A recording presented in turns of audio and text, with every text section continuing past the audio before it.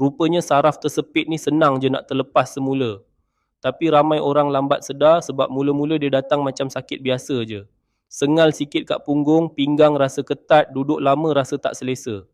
Sakit saraf punggung ni bukan sakit yang luka berdarah, tapi dia rampas rutin hidup kita secara perlahan. Nak berjalan, solat, tidur pun terseksa. Dia bukan macam lenguh biasa, tapi bisa dia sampai ada kes lumpuh sebelah badan akibat masalah skiatika ni. Bagi yang tak tahu, sakit saraf punggung ni nama dia skiatika, dia sakit sebelah kaki sahaja. Mula-mula akan sakit di ekor punggung, membawa ke peha dan betis. Sampai tahap nak berjalan 5 langkah pun seksa. Naik tangga pun tak mampu. Kadang rasa macam renjatan elektrik menyucuk dalam kaki. Kadang tengah tidur pun kaki tiba-tiba mengkarung macam kena tarik urat. Sakit ni bukan kat orang berumur je.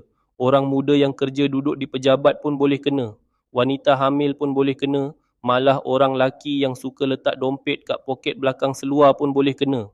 Tapi tak ramai orang faham. Kadang orang kata kita mengada, pemalas. Sebab tu ramai kena kecam. Lagi sedih, ramai dah habis duit pergi urut, sapu minyak panas, cucuk ubat tahan sakit, tapi kejap okey, lepas tu datang balik. Sampailah ada satu universiti ni buat kajian dan hasilkan satu kapsul khas dari ramuan herba damar merah dan pegaga. Menurut kajian tu, 2 herba ni bantu redakan urat simpul dan tersepit kat punggung tu. Apa yang buat aku terkejut, ramai maklum balas pengguna kata mula rasa badan lebih ringan, senang bergerak dan kaki dah kurang mengkarung waktu malam. Ada yang sebelum ni nak bangun dari duduk pun kena tahan dinding, sekarang dah mula boleh berjalan lebih selesa.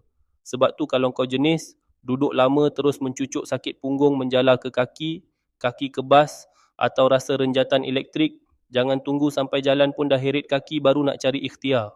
Tekan je link bawah ni sekarang. Aku berani recommend sebab ramai dah dapat manfaat kesembuhan. Klik sekarang